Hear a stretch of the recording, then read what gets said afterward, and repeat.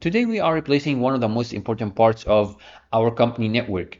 We are replacing an old MikroTik router with a much more powerful router that supports 10 gigabit fiber uplinks. This network currently serves 22 Wi-Fi access points, network storage servers, and handles large data transfers every day. The current setup works, but there is a bottleneck. The router only has standard gigabit Ethernet uplinks.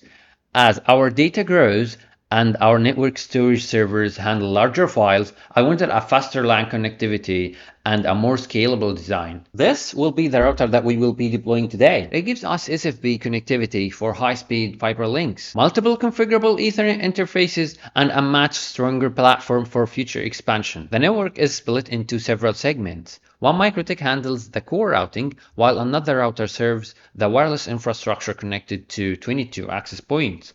Today's upgrade focuses on improving the backbone connectivity and preparing the network for a faster internal traffic. The migration went smoothly and the new router is online. The fiber uplinks is active and we have now eliminated one of the major bottlenecks in our internal network. I know what you are thinking, the cabling is not exactly beautiful right now. This server room has grown organically over time and is definitely due for a complete cleanup. In an upcoming video, I will be reorganizing the entire rack, cleaning up the cabling, labeling everything properly, and turning this into a much more professional looking setup. Thanks for watching and I will see you in the next one.